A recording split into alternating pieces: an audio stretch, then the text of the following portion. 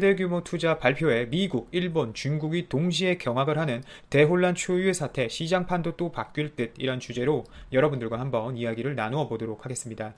정말 충격적입니다. 삼성이 또 시장을 리딩하기 위해 수십조를 투자한다고 합니다. 좀 더 깊게 들어가 보시죠. 지금 한일 경제 전쟁, 미중 무역 전쟁 등으로 여러 나라들이 세계적 혼란에 빠진 상황인데요. 그런데 이 암흑 같은 시기에 삼성이 또 차세대 신기술이 들어간 디스플레이에 대해 충격적인 금액의 투자 발표를 합니다.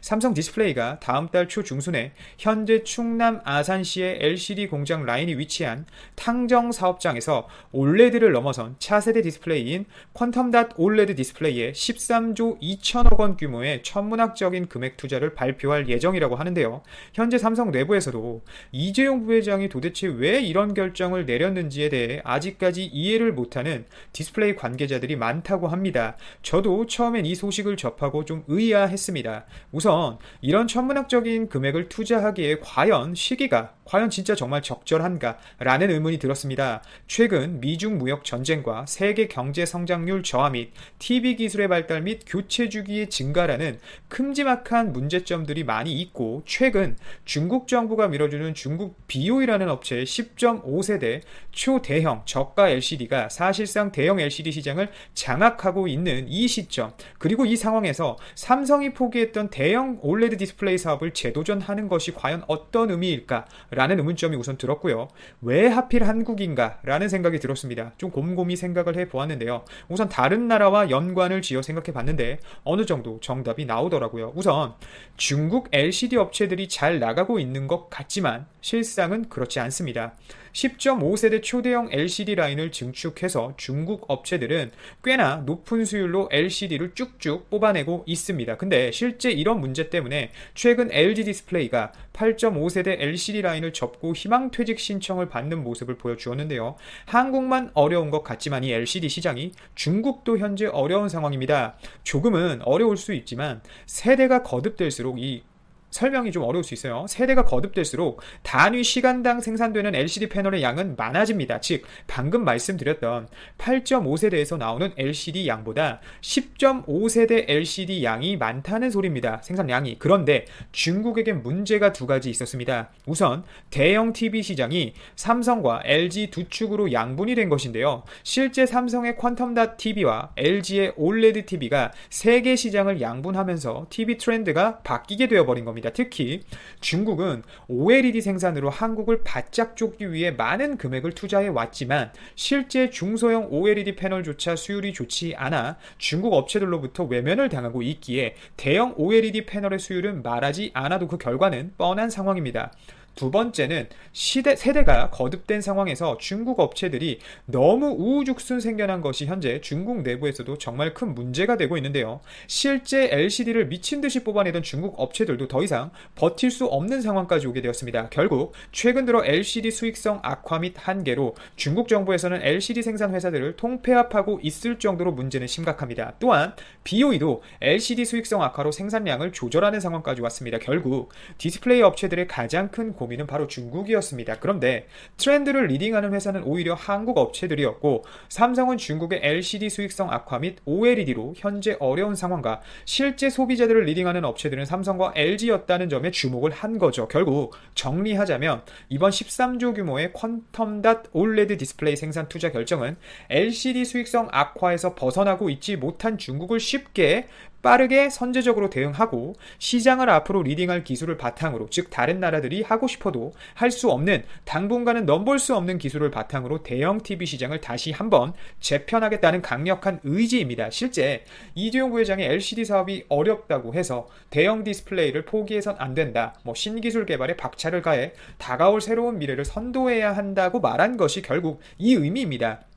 그리고 아까 말씀드렸지만 도대체 이 투자가 왜 한국이냐가 저에겐 사실 질문으로 다가왔습니다. 사실 삼성 입장에서 최근 한일 경제 문제 및 한국에서의 생산 단가 상승 등 국내외 정치적 리스크까지 고려한다면 삼성 입장에서 정말 한국을 꼭 선택한 이유가 뭘까라는 생각이 좀 들었는데요. 이것도 아마 중국을 의식한 듯합니다. 실제 LG가 최근 초대형 OLED 생산 라인을 중국에 구축하는 모습과 전혀 다른 행보를 삼성은 보이는 건데요. 실제 중국의 경우 경우 중국 내부에 이런 최첨단 기술 라인을 지을 때 각종 면세 혜택과 부지를 적극적으로 제공하는 것으로 유명합니다. 하지만 이에 반해 중국이 원하는 것들도 많습니다. 중국은 국내 산업법상의 이유로 중국의 라인을 구축할 경우 중국 엔지니어 및 기술자들을 필수적으로 일부분 고용을 해야 합니다. 또한 심한 경우는 동종업계 중국 자국 업체들과의 기술 교류도 해야 하는데요. 실제 LG가 중국의 올레드 라인 투자를 할 때 국내 여론이 좋지 않았습니다.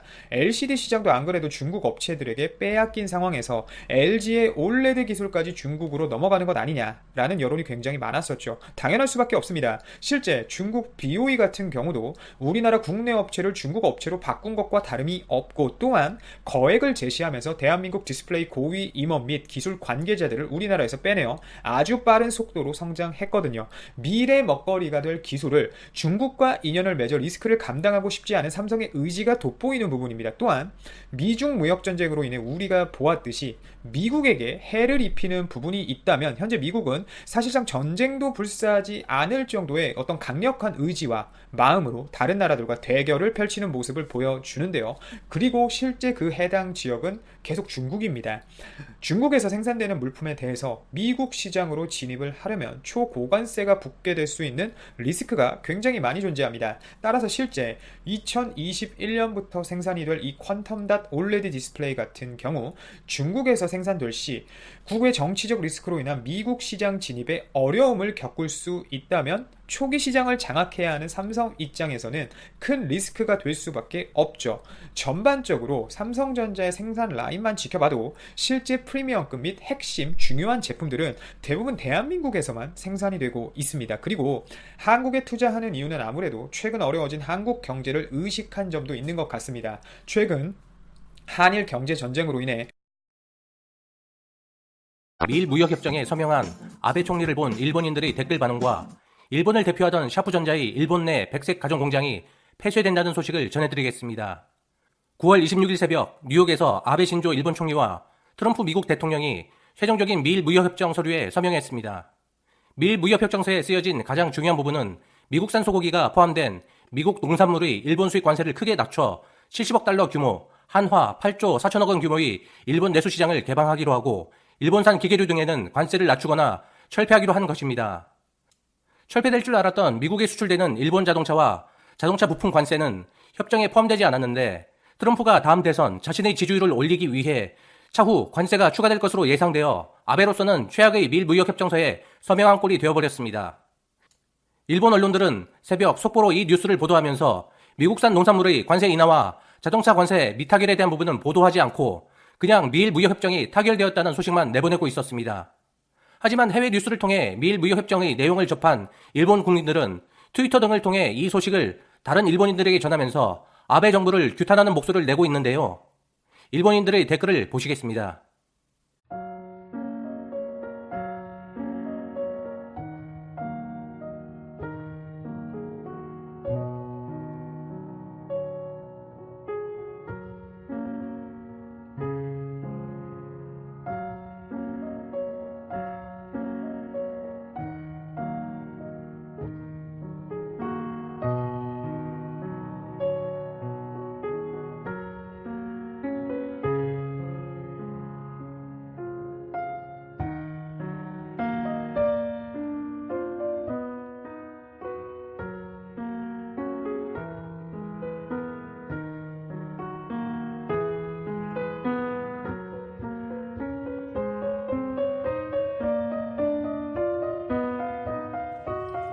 이상 미일 무역협정 소식을 들은 일본인들의 댓글 반응을 보셨습니다. 그리고 또 한 가지 일본인들을 우울하게 만든 뉴스가 있는데요. 한때 세계 LCD 패널 시장과 TV 및 가전 시장을 석권했던 샤프가 판매 부진을 이유로 일본의 야후 공장을 완전히 폐쇄한다고 합니다. 오사카 부근의 야후 공장은 1959년 샤프가 세탁기와 냉장고를 생산하기 시작하면서 일본과 샤프를 대표하는 일본 산업의 핵심 기지였습니다. 샤프를 인수한 홍하이 그룹 회장은 샤프의 백색 가전이 잘 팔리지 않아 일본 내 여러 개의 샤프 공장을 치아 공장 하나로 통폐합할 것이며 백색 가전을 만드는 공장은 모두 해외로 이전할 것이라고 발표했습니다. 한때 삼성전자에게 일방적으로 TV 패널 공급을 중단해 삼성을 위기로 내몰던 샤프전자는 이제는 더욱 쪼그라들게 되었으며 결국 홍하이그룹에 의해 개발부를 제외한 모든 공장이 폐쇄되거나 해외로 이전될 위기에 놓이게 되었습니다. 이 소식을 접한 일본인들은 대부분 좌절하는 분위기이며 첨단 산업과 가전에서 세계를 주름잡던 일본이 이 지경이 된 것은 일본 정부와 모든 일에 책임을 지지 않으려 투자를 게을리한 일본 경영진의 책임이라고 이야기를 하고 있습니다. 8, 90년대